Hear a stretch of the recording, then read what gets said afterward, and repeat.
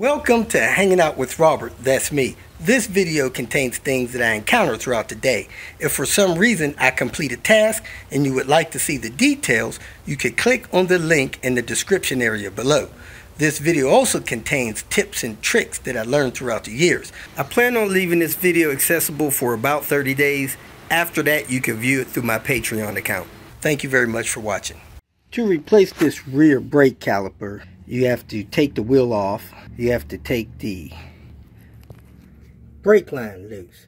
That's the toughest part of the job. There's a special tool to use for that, boxed in wrench with only one side of this nut open. You hook it over the line, you take it down. Sometimes you have to heat this line up to get this nut out of here. This nut spins on this metal line. Sometimes you have to put a lot of PB Blaster on there, probably for a couple of days. Then once you get that nut loose, you either screw it right into the next caliper or you let it hang, which it will drip if you do that. It'll drip out fluid. Slowly but surely empty out the reservoir up front. So be aware of that. Then you gotta take the two caliper bolts loose, slide the caliper off, compress the piston. You normally would replace the brake pads in there. So you could take these pins out if you want. Then you take this off, this holding pin. This holds the rotor onto the hub. It looks rusted, so you'll probably have to tap that off with a sledgehammer. And you see this rotor's destroyed because the caliper seized up on one or the other piston. And you get that off of there. Release the parking brake, because the parking brake will hold the rotor onto the hub. Take that off, put the new rotor on, put the new brake pads in the caliper, put the caliper on, bolt them down. You got two 13mm nuts on the back of that, one up and one down. Secure the brake line into the caliper. Then you secure the rotor with the pin. Then you bleed this caliper, get all the air out of it. Probably at this point the brake fluid needs to be replaced, so you flush all the old fluid out of the line till it starts coming out of this bleeder pin. Bleed all the air out of it and you're done. So that's what you got to do to replace a bad caliper. You can see I have the car sitting on the jack stand. I got the wheel off. The next thing I'm going to do is work on getting this line loose. I'm going to grab the tool for it, try to get it loose.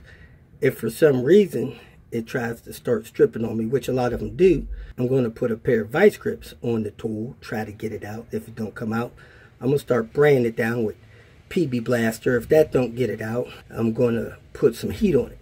But you want to be careful you don't bend this line at that connector, because that nut spins on that metal line. So let me grab the tool and get to work on getting that line loose. Instead of getting a new caliper or a rebuilt caliper, whatever, I went to the salvage yard and got a caliper there. And as you can see, I was having problems getting the nut off of that line. Since it was a salvage car, I went on ahead and just destroyed the line and took it off that way. This is the proper tool for getting those off.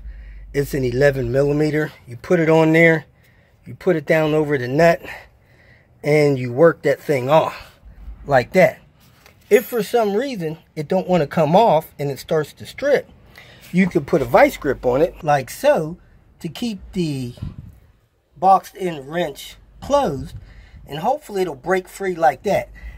Now if you get one out of the salvage yard like I did, you can just cut the copper or brass line off and put a socket over there and turn it out with a socket. But let me see if I can get this loose here, and then I'll work on getting this one loose.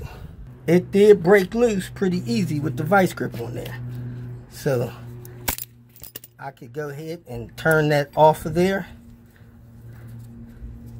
and then work on the one that's on the car, get that one loose so I can swap these out. Now this has worn brake pads. I'm gonna look at the pads that's on that, but they're probably worn or destroyed as well. And I could check my box to see if I have some new brake pads. I'm not replacing the rotor at this moment, so I'm not really concerned about having a new brake pad on that, but that's where I'm at. It's best to have all this stuff new. One side of all of this stuff new, just to do the caliper, is about 110 bucks. And that did come loose, so I'm gonna work it loose back and forth, and then take it loose, and make sure you don't mess up the line. So work that thing so it turns on that line, and then work it out of that caliper. But you don't want to get that line twisted. Spin it around a few times, brush the dirt off of it and the rust off of it, and spray it with PB Blast or whatever. Just want to make sure that nut spins on that line and it doesn't damage the line. You want to brush the dirt from around there before you pull that out. You do not want dirt falling down in there. I'm about to have this out. If you push these pads in and push the pistons in, you'll probably get fluid out of there. So you want to make sure that both pistons move easily.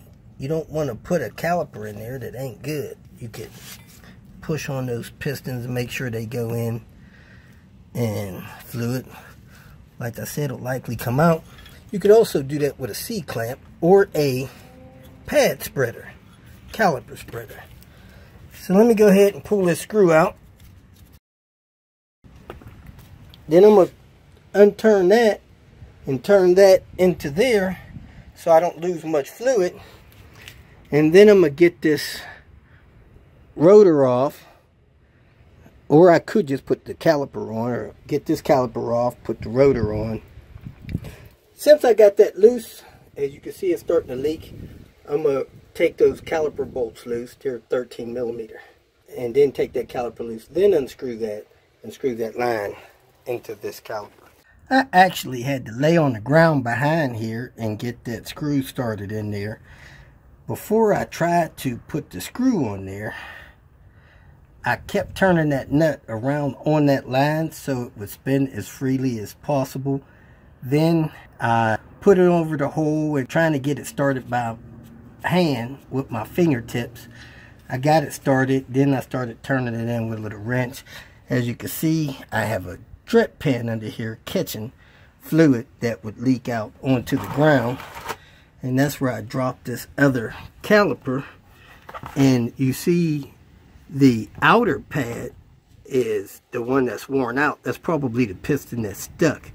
This inner pad looks good. I don't remember replacing these pads, but I may have. But you can see that the well, I'm going to put a C-clamp on there to see which one is stuck. Anyway, it could be the inner one could be stuck. That's why the pad's not worn down. So I got that suspended like that. I'm going to work on these parking brakes and take this rotor off. Take that pin out. Probably have to hit that rotor a couple times lightly with a sledgehammer. You don't want to hit it too hard because you don't want to damage your wheel bearing. Pulled the pin out and it came right off. Didn't stick on at all, and it looks like those parking brakes was trying to grab hold of that. So I'm going to put this back on here. Everything looks good. I'm going to put this back on here and try to adjust the shoe out. See if I get this parking brake to grab. If not, the cable's seized up. So let me see if I can get this to grab.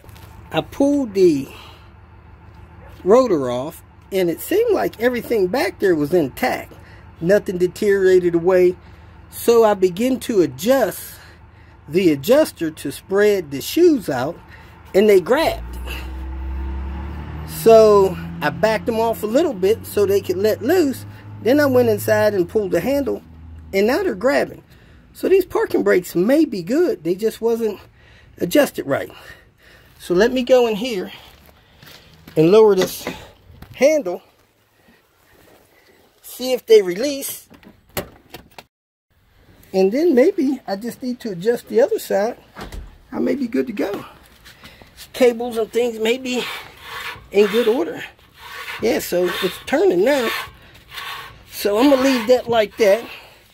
I'll put this caliper on, and I'm going to go and adjust the other side and see if that fixes my parking brake issue. I removed the pads, and both of these pads are in better shape than the pads on that other calipers. However, they do not have the anti-squeal directional shims in there. So let me see if this one has them. If not, I'll check my parts bin, see if I have a set, and get these shims put on. These are the tools I'm using. I use this 13mm 1/2 inch and this breaker bar to get the caliper bolts loose. I use a flat tip screwdriver to spread the pads open. I use this 13mm ratchet. You can use a regular ratchet to get the bolts out of the caliper after I broke them loose with the breaker bar. I use that to tap the brake pad pins out. Use that as a hammer because I don't have a hammer handy. Use that to pull pads out, and wire brush to brush dirt off. And of course that for my lug nuts. I'll torque those on. 11mm there. 11mm spanner or wrench or whatever you call it there. So let me go ahead and pull those pads out and probably replace them with the pads I had in there. And hopefully they'll have the shims in there. They still have wear bars in those. Those are probably gone. Let me pull them out. Well, surprising, one of these pads has that shim on there. The other one doesn't. Why would they put one on there and lose the other one? Let me go get my grease. See, they don't have any wear bar in them. Those pads are lower than these pads I got over here. See, the meat on that pad is more than the meat on these pads. Anyway, let me go get my grease, and I'm going to see if these caliper pistons will collapse. Make sure they work. It's going in. That one works. And that one works better. So, not as easy as I'd like it, but it does work. Alright, let me get the pads in here, get some grease in here, and put this stuff together. Got all the old brake fluid out of the line from the reservoir down to this caliper. Stuff is supposed to be clear, unless it's the green type. That stuff is not clear. So, got to get the rest of that brake fluid out when I get to the other side. I'm done with this wheel and caliper and parking brake. I'm going to put the wheel on here and go to the other side and check that parking brake. I'm shocked. I adjusted this parking brake pin about 13 times, and now it seems to work perfect. Come in here, pull this parking brake handle.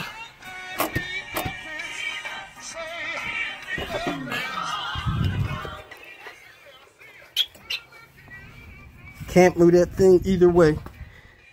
So the shoes just weren't adjusted. Everything else seemed to be working fine.